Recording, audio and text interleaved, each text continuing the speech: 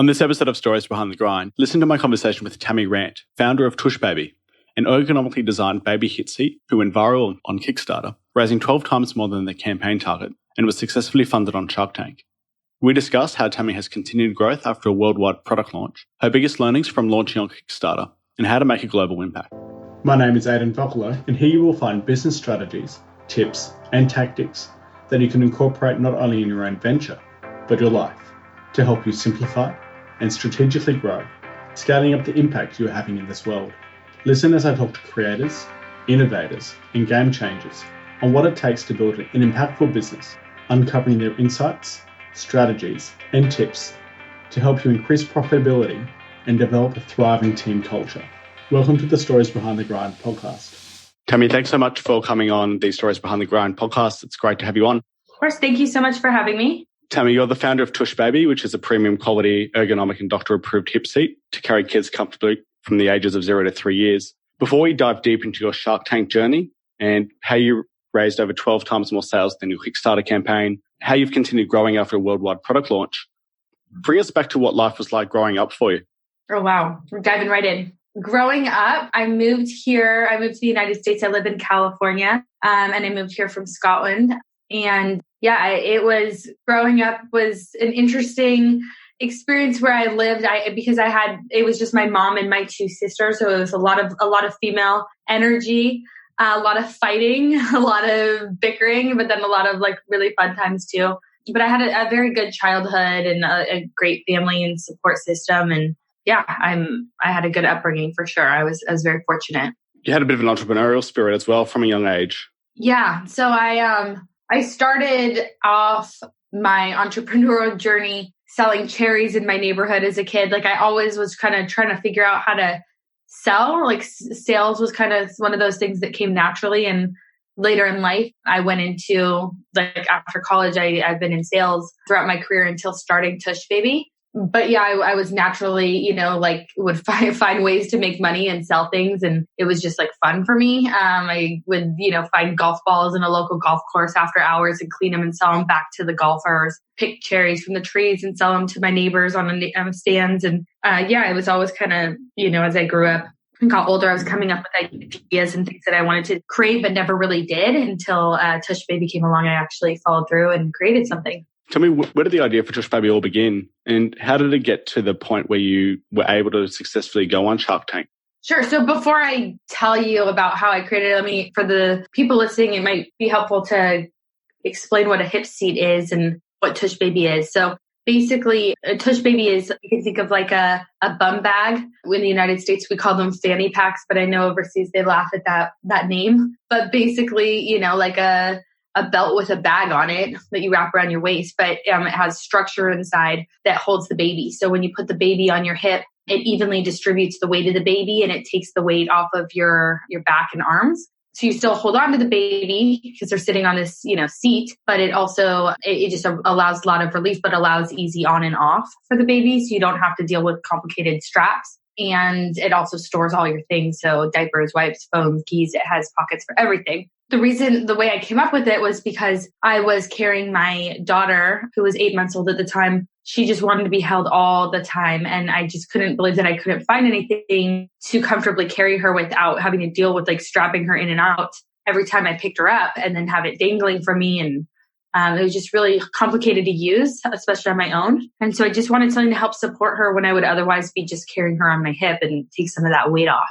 So yeah, I was like, why is there nothing like this? And so I started doing some research and how to create something and how to draw, prototypes and designs. And I just kind of started doing it. Initially it was just a fun hobby. And I thought, I could make one for myself and for my friends. And then it kind of turned into something just because when I was using it and I loved it so much, people would just come up to me and ask me about it. Where did you get it? And how do I get one? And that's when I was like, okay, there might be a business behind this.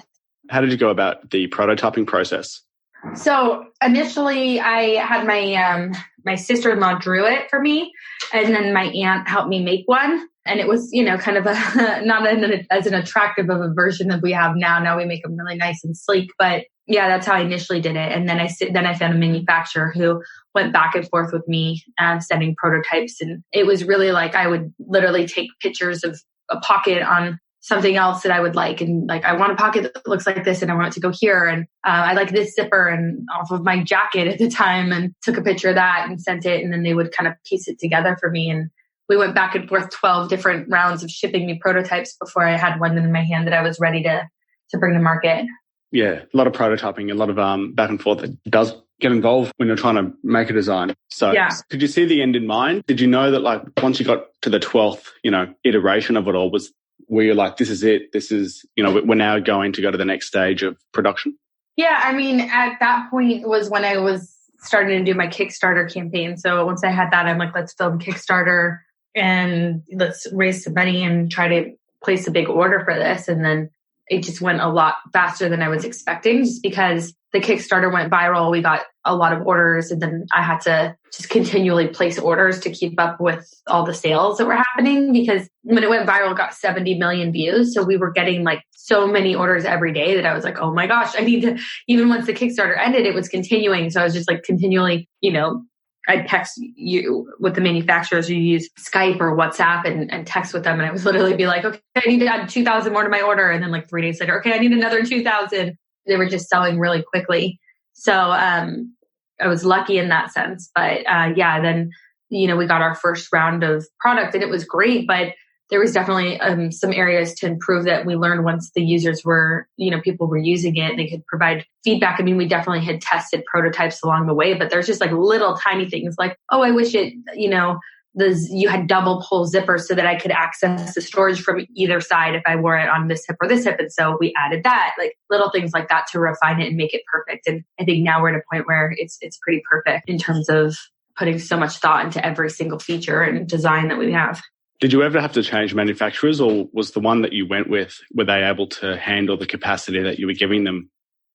We did change manufacturers at one point. Once we started getting some publicity, a lot of manufacturers reached out to us, and one of them happened to be one that works with a lot of the big baby brands. And I really like that about them. And they also were able to we didn't actually bring the price down, but it actually went up a little bit, but the quality just was exponentially better in my opinion.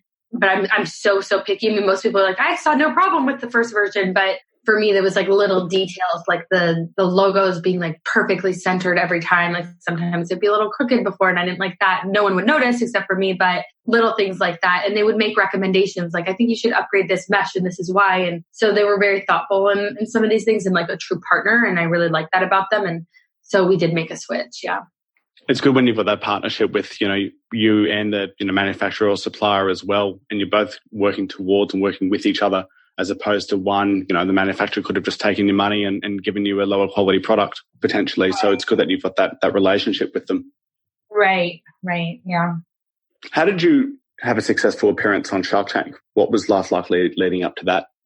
Well, it was pretty hard leading up to that. So basically, I had applied to Shark Tank. I hadn't heard anything. I just sent an email, and then they called me back months later when I was pregnant with my third daughter. And I was super, super sick. I had a pregnancy illness called hyperemesis gravidarum, where I basically would throw up like 10 to 20 times a day. I was bedridden. I was on medications and pumps and in and out of the hospital. And that's when they called me back. And they said, we want you to send an audition video. And so I did, and I made it past that round. And that was when, I was already planning to do a Kickstarter, but at that point I was like, I need to rush this Kickstarter because I cannot walk into Shark Tank without sales. And so, filming the Kickstarter, managing and starting the Kickstarter all while I was extremely sick was very challenging. Luckily I had, some people that were involved that wanted to help. So my sister-in-law, she actually is now part of Tush Baby, but she helped, tremendously. My brother and my other sister-in-law, my brother-in-law and other sister-in-law came and shot the video, and my sister-in-law had written the script, and my friends did my hair and makeup for me while I was laying in bed because I was so sick. So there was so many things that I couldn't have done without the help that I had. And then, we did the Kickstarter, and 5 days after the Kickstarter is when I filmed Shark Tank. So I was pregnant, sick, and very, very scared when I filmed Shark Tank. Yeah, I guess it'd be hard on the best of days when you're feeling 100%, but to go through it, how you did it, but to also have a successful appearance on there and, to grow from there is a phenomenal story. Must have, I guess it shows that one, you had sales, you had a really good idea that was meeting a gap in the market.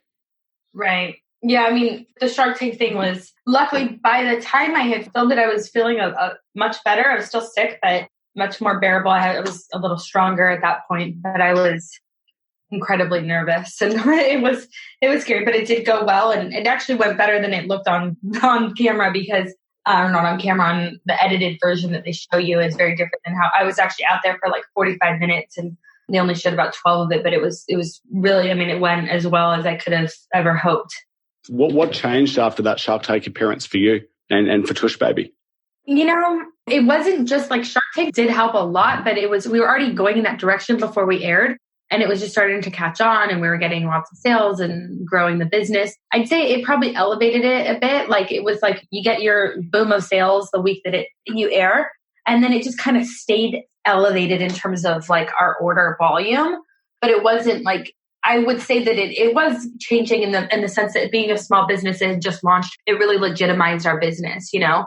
People then, you know, see your product and oh, that was the one that was on Shark Tank, or they tell people about it like, oh, I saw this on Shark Tank, or this is the one that was on Shark Tank.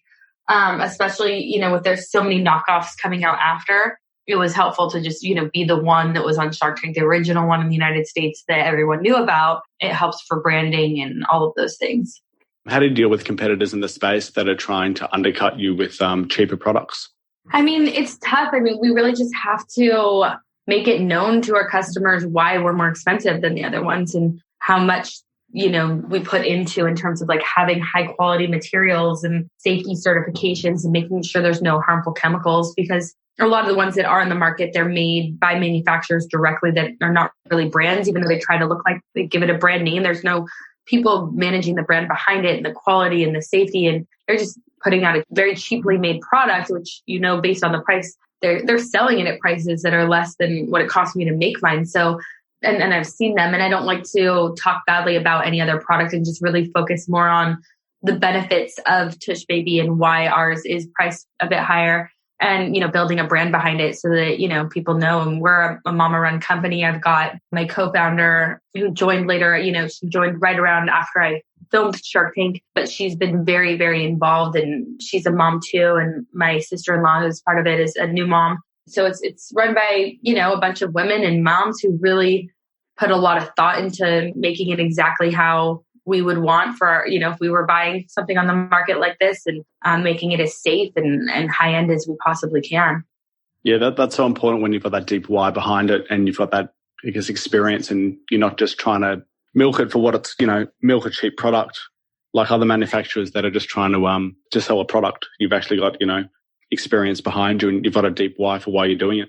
You mentioned before about having, I guess, the brand behind it as well. How important do you believe that is for Tush Baby getting yourself out there in the marketplace? Well, I think it's really important. I mean, people need to know, you know, I guess it's the only thing that differentiates us other than like the quality. But when you're looking at, like, I mean, if you think about it, you're going to buy a purse somewhere. There's millions of purses that just are made overseas and no brand behind it, but you want the one that has the brand that, you know, and trust. We're trying to create a brand based on good customer service, good quality, standing by our products, guaranteeing it. You know, if people have a problem with the product, we ship them a new one, no problem, no questions asked about it, you know. And so I think it's important that people know that we're a brand that people can trust. We give back.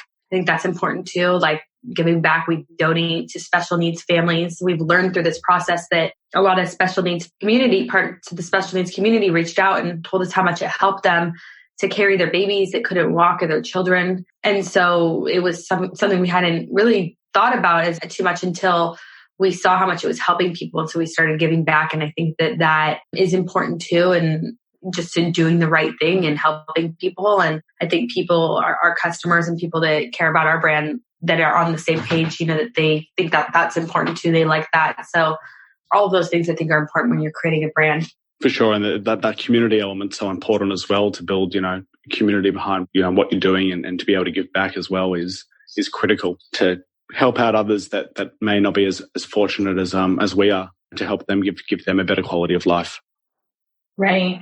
So important. How have you kept up with the growth curve after appearing on Shark Tank? How does Tush Baby keep evolving from then? Gosh, we've had to scale a lot internally and hire a lot of people to help. And before I could just do it all on my own. me and Sarah.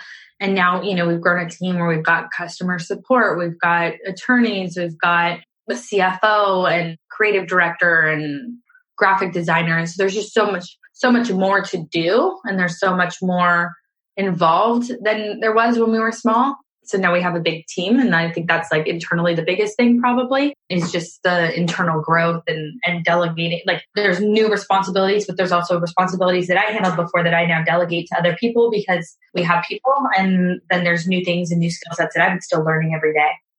So how do you manage the internal team? What learnings have you learned from growing your internal team? What have I learned from growing them? I guess what I would say is like having experts in things, like you don't know what you don't know. So having experts in specific things that I was doing myself that I thought like I had to be savvy and I had to bootstrap it. And so a lot of times I was our CFO for a very long time and I have no knowledge of finance and I can't even manage my own personal finances that well. So that was definitely an area where we needed help. And I didn't really realize how much I didn't know until I brought someone in that was like, we need to get a bookkeeper. We need to do this. We need to do that. And all these things that I wasn't doing. And I quickly learned how to do a lot of things. I guess I would say from internally scaling, you learn new skill sets. By doing it yourself, you learn new skill sets, but there's a lot of things that you miss that you wouldn't know that you're missing until you have someone to teach you. Yeah. And I guess also sort of letting go of what you're currently doing so that you can focus on higher priorities and focus on your skill set. Right. What advice would you have for others looking to make an appearance on Shark Tank? Is there anything you would have done differently if you had your time again? I don't like to regret things, so I would say no. I mean, it was edited in a way that I didn't expect, I would say. Like, if you watch it, of course it went well. I got 3 offers. I made a deal, but it made me look indecisive and like I wasn't accepting offers that I should have. And I was a little embarrassed about how I looked because I didn't, like, from an ego standpoint, I was like, I didn't expect that. I thought I was like, I did a really good job. And I think I did overall, but it made me look indecisive and I didn't like that. So I'd like to say, I would go back and do it differently, but I don't think that I would do anything different because there was a lot of people that filmed with me that never aired. And so I think that, they pick specific ones that airs for specific reasons. And I think the drama that created is a portion of the reason why my segment aired. So I wouldn't change anything. Good to hear. Yeah, I guess things happen for a reason, right? You never know how altering the past may have changed things. So like you said, Shark Tank does, TV shows really do thrive on rising emotions and the more dramatic it can be, the viewership goes up. So if we go back to your Kickstarter journey, what were your biggest learnings from your Kickstarter journey? Gosh, I mean, I think that had I had the time, I would have done some like pre-Kickstarter, pre-launch marketing, like build a lead generation list so that when on day one, when I launched, I had it, a bunch of people that were already interested that would sign up. But I would say like the biggest thing, like higher level than that, takeaway from Kickstarter is just, there's just so many things that I learned from doing the Kickstarter. But what were the top 3 maybe? The top 3 things that I learned?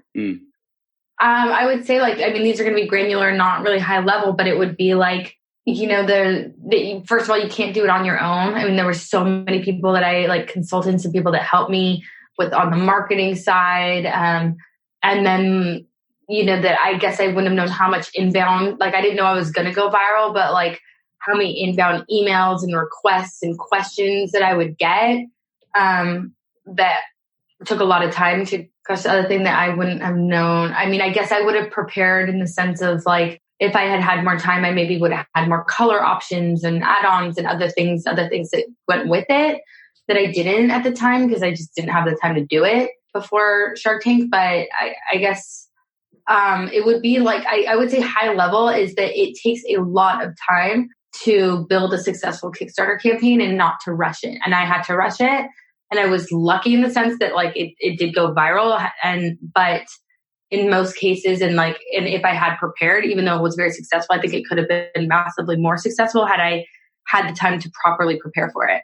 Is there any advice you'd give for those looking to launch a product? Obviously, giving it more time than you think it will is important. Is there anything else, for those, or what recommendations you would have for those looking to launch a Kickstarter campaign? I would say do like a lot of market research first and make sure that like we did that in terms of the product, but the idea too. And like what I learned is like you can be very biased when it comes to getting feedback. Like I took it to a lot of mom groups and like, what do you think of the color and the fabric? And, like people knew that it was mine and I cared. And I don't think they gave me as constructive feedback as they would have. So I ended up doing more market research and having someone else conduct it for me so that I could get unbiased feedback, because that feedback is so crucial in developing your product. So I would just make sure to like really ask, make sure that you have a legitimate thing that people would buy, find out how much people would actually pay for it before you like, don't try to take as much of the guessing out of it as you can. Yeah, that's really good advice. Try to get rid of all those assumptions you're making. Try to see what you can actually find out before you hit go and launch. Yeah. Tammy, how do you see Tush Baby making a global impact, to continue to make your global impact? I think that it's really going to be like we have to launch more products. We have to like where our brand ethos is really like trying to make things less complicated for parents and caregivers, like creating products that makes your life easier. And I think in order to have a global impact, we really need to create more products and we need to get out, in front of people more. And we've made a good impact in the United States that I've noticed, in our year that we've been in business, a big impact already. To go globally, I mean, we are, partnering with people in other countries and trying to get it out there. But, as we grow as a company and we expand our product lines, I think that's really going to take us to the next level. Amazing. I'm excited to see where you take it all and with the release of new product lines and see where you can take it and give mothers a better quality of life. I hope so. Tammy, a question I'd like to ask all guests is, I'd like to get your take on it, but what's your definition of the grind? Oh gosh, for me, the grind it's just like always on. Like I just am always working, but I do have some recommendations that I would make around that. So, when you're starting off, it's like I would have to sometimes set an alarm for 2 a.m. to get up to take a conference call because I was talking to people overseas and working till super late, getting up super early and, working throughout the day and just like literally grinding. You go on vacation and I'm still working. That is something you do have to do when you're starting up. But as I've gotten into this more, and I'm only a year in, so I'm not an expert, but I have really like learned how to set boundaries where like I don't need to respond to customer emails at 7 p.m. when I'm in the middle of putting my kids down. It can wait till they go to bed, or it could wait till the next day.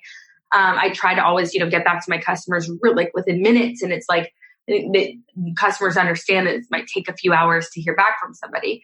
And those are the things that I started to really take away is like, you can still grind and make the most out of the time that you are working, but like set time to spend in things that are important to you outside of your business. Like my kids should always be number one, and my family and my husband. And so I've really learned to, 5 p.m., everything shuts down for me until they go to bed. And weekends, yes, I will check emails and I'll respond to them, but generally at night once they're in bed. And I try to really like shut off during non-business hours now. Of course, we still have our customer service rep, working sometimes on the weekends, but and almost all the time on the weekends. But for right now, like it's very important for me not to miss. I don't want to regret later that like, yeah, I built a successful company, but like I didn't really have that time with my kids. And so I take days off now and spend the whole day with them, or I'll stop work at 3 and pick them up from school and then log back on later to make up the time. So it's really like balancing time, working hard when you're working and, taking the time to spend that's important with your family and your relationships when you're not working. That's so important to have those boundaries and to, be present in both, in a work environment, be present, and then in a home environment, be present, and not to let the other side sort of affect what you're doing in the moment. So it's fantastic that you've been able to, set those boundaries so early on in your journey and make that realization that there needs to be clear boundaries and actually live it and impose it. So yeah, it's really good to hear. Tammy, where can people find more about you and Tush Baby? Yeah, so we are, if you go to tushbaby.com, TUSHBABY, you can learn all about our products and see all the cool colors. We're coming out with really fun new colors. We've got black and with gold hardware, gold zippers, and we've got a leopard with gold zippers, and our normal gray and a black and a camouflage one, and we're coming out with a really cool new design soon. So I would love it if you check out our website and email me if you have questions. If you listen to this and anything resonated with you or anything, I would love to know that. And feel free to email me at tammy@tushbaby.com. That's TUSHBABY. We'll include all those links in the show notes as well. So have a look out there for the links on how to get in contact with Tammy or how to see more about Tush Baby and the fancy designs they have. Tammy, thank you so much for coming on the podcast. Thank you so much for having me. It's so fun to do this. It really is fun, and it makes me feel good to be able to talk about my experience and hopefully help somebody out there that's looking to start their own business. Thanks for listening to this episode of Stories Behind the Grind. Please share the podcast, and if you're not already subscribed, be sure to do that right now. If you enjoyed this episode, I'd love it if you could do me a quick favor and rate and review the podcast. This lets the platform know that I'm doing something right and people like the content. It'd be a huge help, and I'd be really, really grateful if you could. Until next time.